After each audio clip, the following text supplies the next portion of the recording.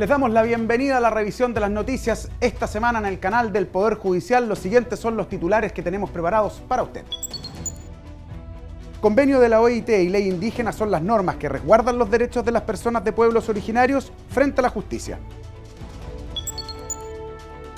Derecho de la moda es un nuevo campo que empieza a ser explotado para proteger el trabajo de los diseñadores. Financiamiento ilícito de campañas políticas es una de las principales razones de los últimos desafueros a parlamentarios. En 1996, la ley 16.441 creó el departamento de Isla de Pascua y estableció cómo se iba a impartir justicia en esa zona. Dentro de sus mandatos, estableció por razones culturales penas más bajas para delitos sexuales en este territorio. Una decisión que actualmente genera controversia y abre el debate sobre los límites que deben existir entre las leyes de los pueblos originarios y la igualdad ante la ley que exige nuestra legislación.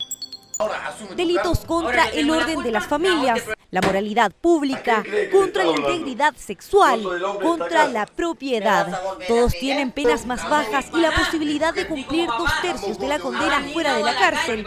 Eso si son cometidos en Rapa Nui y por una persona natural de la isla. Un condenado por violación en el continente. La pena parte en 5 años y 1 día de cárcel. El mismo delito cometido en la isla. La pena parte en 3 años. Existe una rebaja de pena, básicamente de 1 grado para todos los que son los delitos sexuales y los delitos contra la propiedad. Esto en su momento tenía una explicación en consideración a la costumbre del pueblo Rapa Nui. Un atenuante que no genera consenso entre los mismos habitantes de la isla y que para muchos ya no se ajusta a los tiempos contemporáneos. Recién en el 2010 se promulgó la ley que castiga el femicidio como un parricidio. Una medida que combate la violencia contra la mujer y que no se condice con la ley Rapa Nui promulgada en 1966. La isla, la comunidad están pidiendo la modificación de esto porque en el fondo lo que se quiere ahora cuando es golpeador, da lo mismo, si es un Rapa Nui, un continental o alguien de afuera, cuando es golpeador y tiene que recibir los castigos que corresponden como debe ser. Actualmente, y a diferencia de esta ley específica de la Isla de Pascua, las consideraciones de las costumbres de los pueblos originarios quedan a criterio de los jueces, lo que genera polémica en algunos casos, como el de un hombre aymara acusado en 2015 por tráfico de drogas. Portaba 15 kilos de hoja de coca para una ceremonia ancestral. En un fallo histórico, el Tribunal Oral de Arica lo absolvió.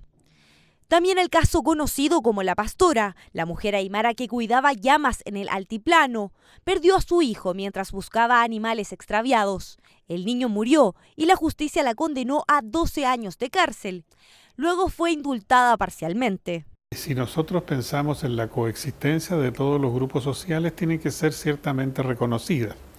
Y no solamente reconocidos a través de alguna declaración, sino que reconocidos en la Constitución y en la legislación para que ello, en la medida que sea compatible con el resto del ordenamiento jurídico, efectivamente ellos lo tengan al alcance de la mano y puedan entonces conservar esa tradición, esa cultura y los derechos propios. Por ahora el debate es cómo coexisten tradiciones de pueblos originarios con el ordenamiento jurídico actual. Pese a que no hay legislaciones claras sobre este aspecto, tanto las normas nacionales como internacionales apuntan a reconocer y considerar las costumbres de los indígenas en un juicio. Existe un reconocimiento de la costumbre indígena en la ley 19.253 sobre pueblo indígena, que en los juicios entre indígenas esa costumbre es válida. Y también se puede considerar a propósito de materias penales como un antecedente que puede servir para un eximente o atenuante de responsabilidad penal. Finalmente, la decisión final estará en manos de cada tribunal, mientras no exista una legislación que apunte a delimitar este debate. Un problema que preocupa al Poder Judicial y que fue abordado durante la jornada de reflexión del Pleno de la Corte Suprema. La discusión se centró principalmente en si este tema debe quedar zanjado de manera explícita en caso de que se dicte una nueva constitución. El derecho de la moda es un concepto que nació en Estados Unidos en el año 2005 y llegó a Chile en el 2013, de la mano de distintos seminarios y charlas para fomentar su desarrollo. Esta nueva rama del derecho tiene como objetivo, por ejemplo, proteger el trabajo de los diseñadores. Fashion Law o Derecho de la Moda. un nicho que comenzó a explorarse en 2005 en Nueva York por iniciativa de la abogada Susan Scafidi. Al tiempo llegó a América Latina. Brasil y Argentina fueron pioneros en abrirse a esta rama del derecho que forma parte del sector de la moda y del retail. Y es el conjunto de relaciones jurídicas que se dan al interior de la industria de la moda, principalmente entre las distintas empresas y consumidores, empresas y productores, modelos, etc.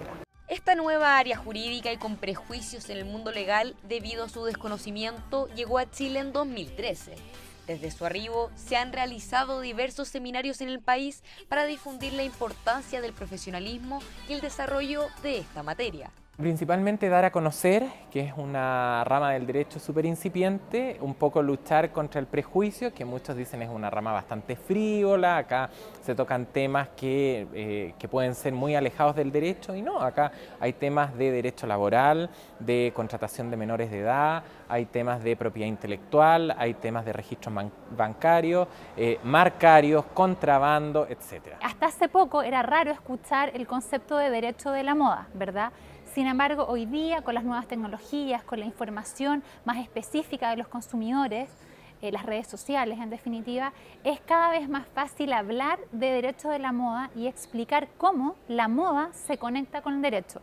Un bolso de marca falsificado, una fotografía utilizada por un tercero o prendas de ropa no originales. Estos son algunos de los ejemplos de casos que pueden ver los abogados que se especializan en derecho de la moda, que se vincula con diversas áreas como el derecho laboral, tributario, propiedad intelectual, nuevas tecnologías, incluso con los derechos humanos. Lo une, por ejemplo, el saber si la creación misma de ese diseñador tiene alguna protección o si cómo se va a vincular en el aspecto laboral ese diseñador con la empresa o el aspecto tributario del diseñador con la empresa. Es decir, las distintas ramas confluyen con la moda. Uno podría pensar quizás que la moda es un aspecto más bien frívolo o algo sin contenido, vacuo, pero no, porque el derecho le da contenido. En Chile hay leyes que regulan la industria de la moda, entre ellas la Ley de Protección del Derecho de los Consumidores, la Ley de Propiedad Industrial y la Ley de Propiedad Intelectual. El derecho le da contenido diciendo, bueno, ¿cómo protegemos? ¿Cómo podemos proteger a los diseñadores? ¿Cómo podemos proteger a los creadores de estas obras?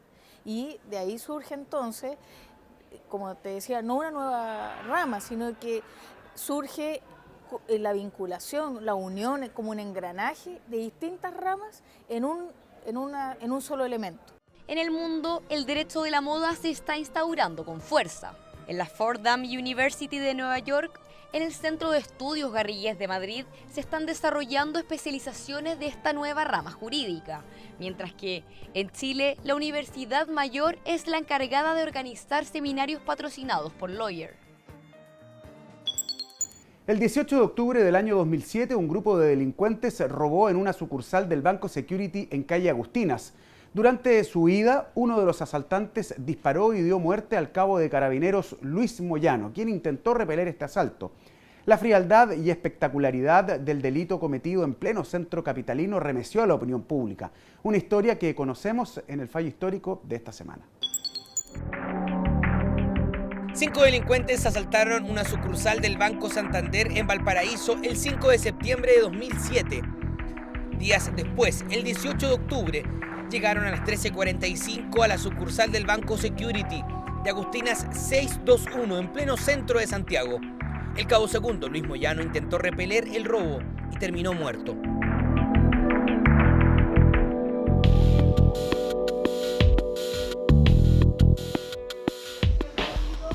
Los ex lautaristas Juan Aliste Vega, Freddy Fuentevilla Saá, Marcelo Villarroel Sepúlveda, Víctor Hugo Jerez Reyes y Carlos Gutiérrez Quiuleo, caracterizados con disfraces, ingresaron al banco. En el sector de las cajas apuntaron con armas de fuego a empleados y clientes. Se llevaron cerca de 23 millones de pesos y $3.400. Humberto Valenzuela, quien atiende un kiosco desde hace 52 años en ese lugar, recuerda parte del episodio. Porque vi cuando arrancó para allá nomás el tipo. iban todos los carabineros atrás. Y uno lo siguió más y el tío se vio una moto y le dio un balazo. Y justo parece que tenía una moto este gallo ahí a la puerta. Y los otros dos se fueron para allá, yo creo. Por Agustina para allá.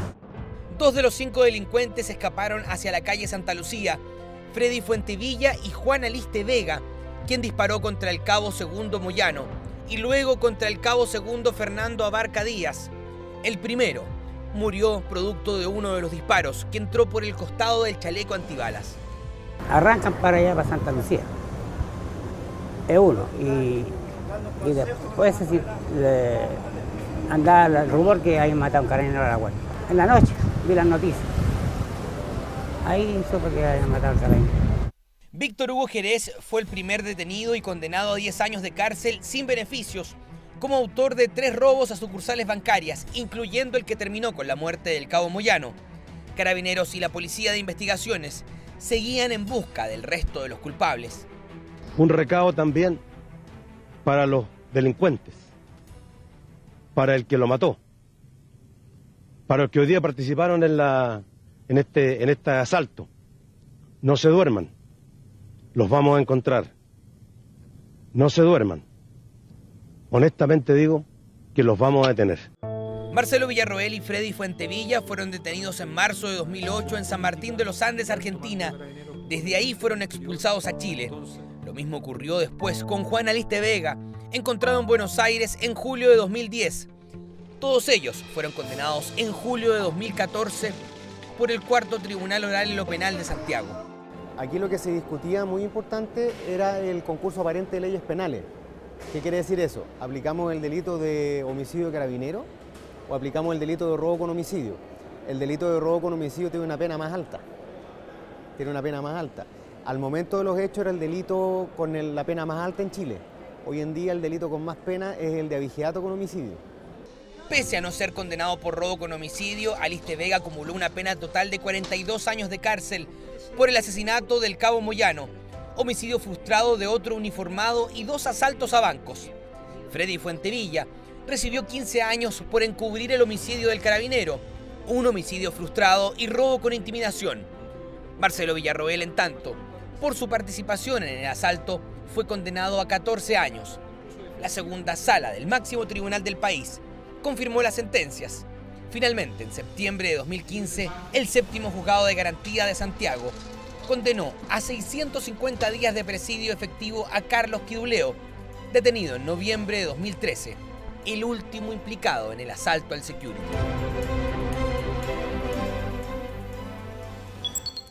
Según estimaciones de la Cámara de Comercio de Santiago, el comercio electrónico en nuestro país llegaría a cerca de los 3.700 millones de dólares durante este 2017, un 20% más que el año pasado, un acelerado crecimiento que no considera las transacciones realizadas por redes sociales. El mercado informal puede causar problemas para vendedores y compradores. ¿Qué hacer en ese caso? Mire.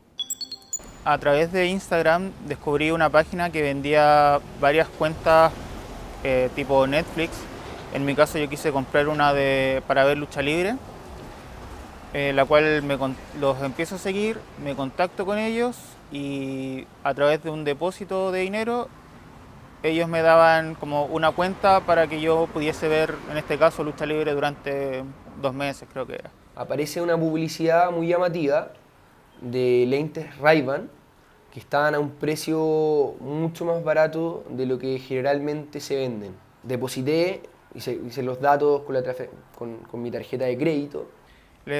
Les muestro un pantallazo que el depósito ya está hecho y después de eso me bloquean de Instagram. Empecé a ver comentarios de la gente en la misma publicidad de Instagram que esto no era real, que era una estafa. Finalmente los lentes llegaron, pero no tenía nada que ver con el modelo que yo había solicitado y eran claramente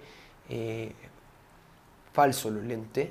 Casos como estos ocurren actualmente en las redes sociales y plataformas digitales, un espacio que se está utilizando para transar bienes y servicios. Para el 2018 se proyecta que en Chile el e-commerce o comercio digital se aproximará a los 5.000 millones de dólares en transacciones, y eso ni siquiera considerando plataformas como los grupos de compra y venta o tiendas de Facebook, Instagram u otras redes sociales, las que se adaptan rápidamente a la nueva tendencia de comercio colaborativo que aún no cuenta con una regulación específica.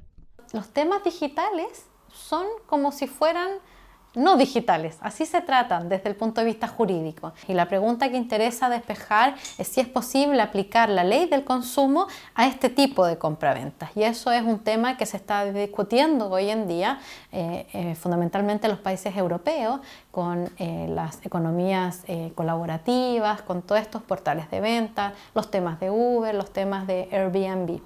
La Ley 19.496 sobre protección a los derechos de los consumidores opera solo ante el comercio formal independiente del canal de venta. Considera proveedores a las personas naturales o jurídicas de carácter público o privado que habitualmente desarrollen actividades de producción, fabricación, importación, construcción, distribución o comercialización de bienes o de prestaciones de servicios a consumidores por las que se cobre precio o tarifa. Vendedores que no pagan impuestos, no cuentan con patentes o que no han iniciado actividad comercial son proveedores informales. Tiene que existir la figura del proveedor formal.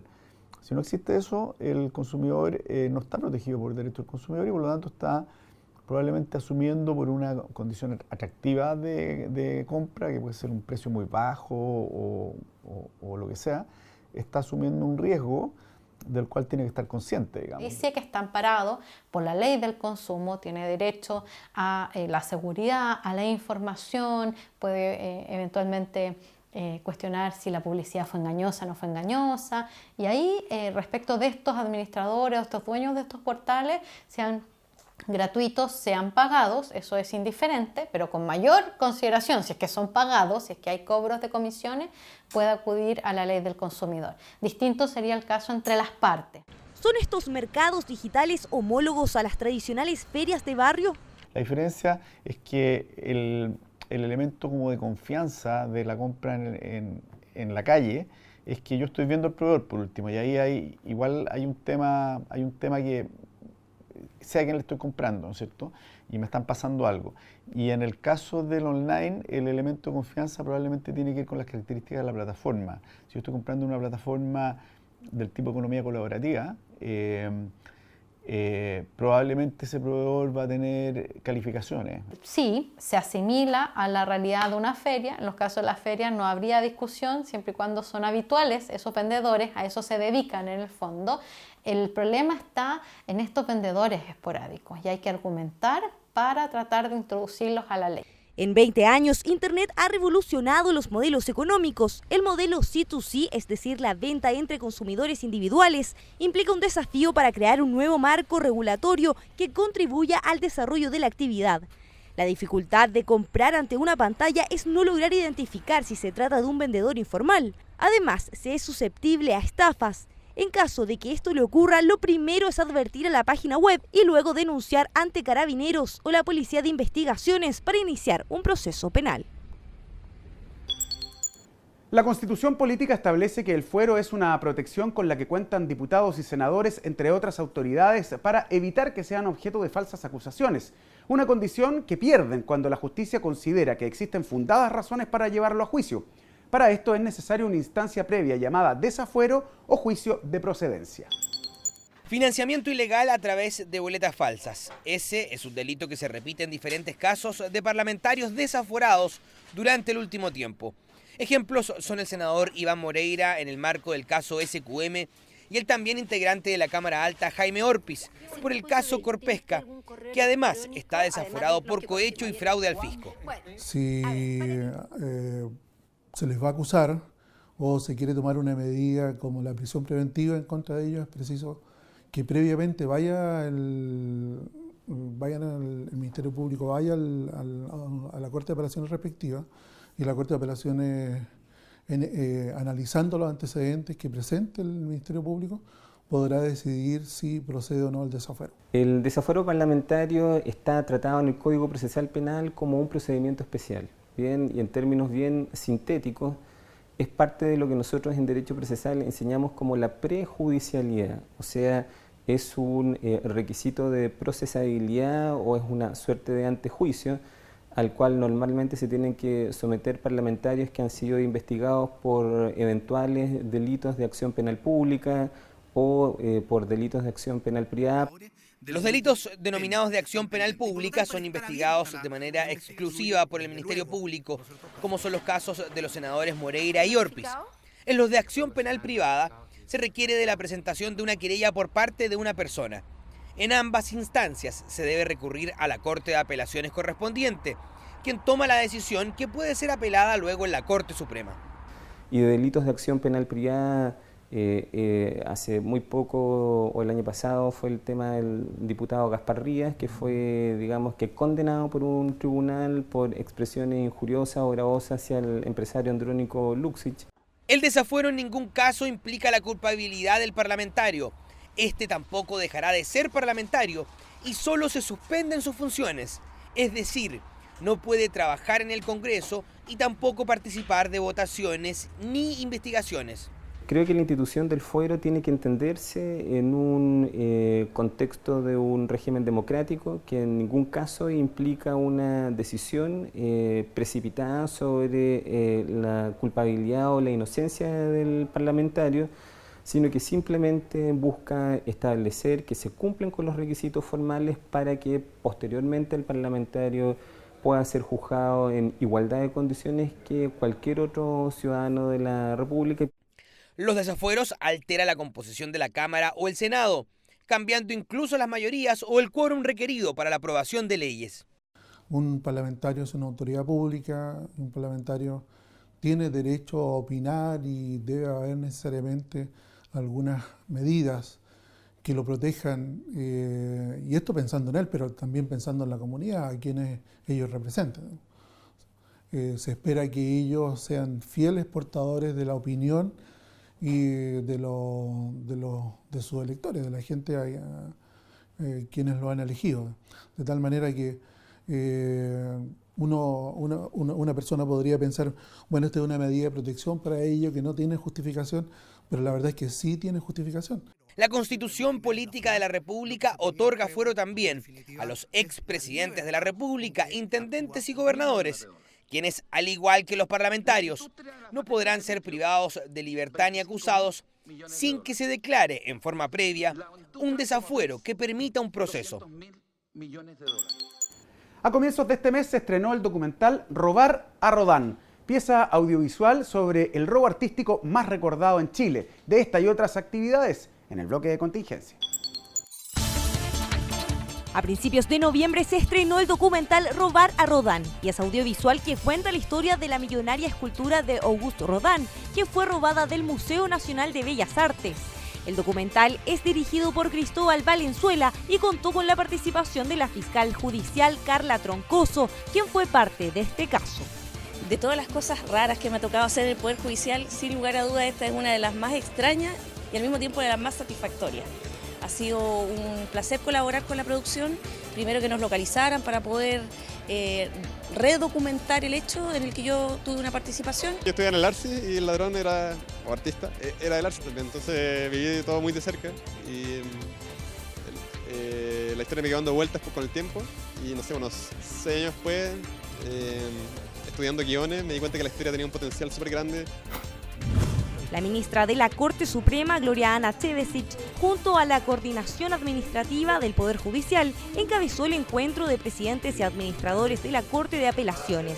La instancia tuvo como objetivo analizar el proyecto de ley de presupuesto 2018. Todos los años la corporación realiza esta instancia con la finalidad de dar a conocer algunos temas interesantes para la administración de Corte, con la finalidad que la implementación del acta 114 de la Corte Suprema pueda aplicarse a plenitud y puedan superarse todas las divergencias o diferencias o problemas. Es esencial con el objeto de tener claridad y precisión respecto a los temas presupuestarios, de dinero, de infraestructura, de dotación de personal que el Poder Judicial va a contar para el próximo año.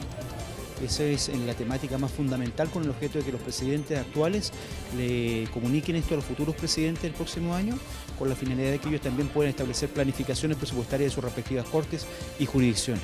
La jornada cuenta con una línea de trabajo que culminó con el plan estratégico y con los próximos desafíos en las Cortes.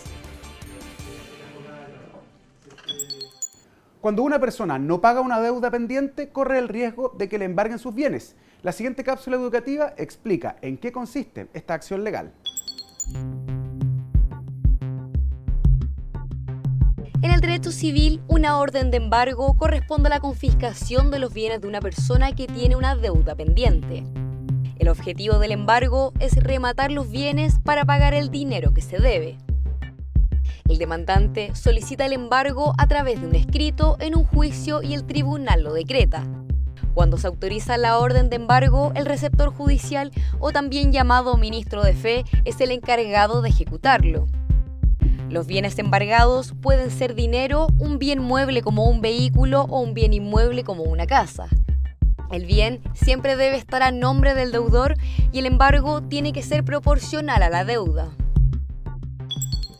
El presidente de la Corte Suprema, el ministro Hugo Tolmech, junto a los funcionarios del máximo tribunal, festejaron el cierre de la semana judicial con una cena. Esta información y otras se las contamos en la agenda de esta semana. Con una cena en el Club de la Unión, la Corte Suprema puso fin a las actividades de la semana judicial que, como todos los años, contempla una serie de actividades recreativas y deportivas en las que participan los funcionarios del Poder Judicial. En su discurso, el ministro Hugo Tolmech recordó que esta es la última cena que encabeza y agradeció a los funcionarios por su trabajo y por la acogida que tuvo su gestión próxima a terminar. Como parte del festejo, se entregaron reconocimientos a las personas que destacaron por la calidad de su trabajo y por sus relaciones con sus compañeros y usuarios en cada una de las unidades de la Corte Suprema. El premio máximo Espíritu Judicial fue para Danilo Hernández, oficial de sala de la Secretaría de la Corte Suprema. Somos tantos que trabajamos ahí, diferentes áreas, diferentes actividades, y fijarse en mí, no sé, no. Y el presidente más... Eso demuestra que él está pendiente de todo el mundo, no solamente de los que están al lado de él, sino que de los que están lejos también. Y eso es un orgullo y da ánimo para seguir trabajando. La máxima autoridad judicial inauguró la 60ª reunión anual de la Unión Internacional de Magistrados, en la que participan jueces de todo el mundo. La UIM tiene como objetivo evaluar situaciones de vulneración de independencia judicial en el planeta. Es una situación de gran alcance, para empezar, pues, y de una importancia enorme, porque aquí está todo el mundo judicial. Es decir, aquí no hay unos pocos jueces ni nada, sino que es una institución a nivel mundial, y el que haya podido estar yo inaugurándolo es un honor muy grande para mí, así lo dije en el discurso, y yo creo que es de gran trascendencia para el país. La Unión Internacional de Magistrados es una organización que existe desde el año 53. Reúne a delegados de 85 países de todo el planeta. Es un órgano consultor de las Naciones Unidas y yo diría que prestigia a Chile que se realice su reunión anual, la número 60, en la ciudad de Santiago. Hasta el Ministerio de Justicia llegó el presidente de la Corte Suprema, Hugo Tolmech, para reunirse con el subsecretario de Justicia, Nicolás Mena. En el encuentro se abordó el nuevo proyecto de representación jurídica para niños, niñas y adolescentes que pertenecen al sistema residencial de protección del Servicio Nacional de Menores. Es un avance maravilloso para poder solucionar este problema, que es un problema de todos. Entonces ellos ya lo tienen implementado, tienen por este año tienen su financiamiento y para el año siguiente también, y como si eso fuera poco, ya en algunas regiones está funcionando, ¿eh? Entonces creo que es un avance bastante importante. Tuvimos una muy buena reunión con el presidente de la Corte Suprema, don Hugo Tolmech, donde pudimos exponer en qué consiste este programa de representación jurídica juvenil, que partió como un piloto para este año 2017, pero que a partir del 2018 ya es un programa propiamente tal, que consiste en darle representación jurídica a los niños que han sido víctimas de algún tipo de vulneración. El servicio comenzará con una cobertura mínima de 1.030 niños vulnerados menores de 6 años de las regiones Tarapacá, Valparaíso, Biobío y Metropolitana y cuenta con un presupuesto aprobado de 2.700 millones de pesos. Y hasta acá la revisión de las noticias de esta edición del informativo del canal del Poder Judicial. Nos despedimos invitándolos, como cada semana, a que visiten las diferentes plataformas digitales, en especial nuestro sitio web www.poderjudicialtv.cl. Que estén muy bien y nos vemos en una nueva edición.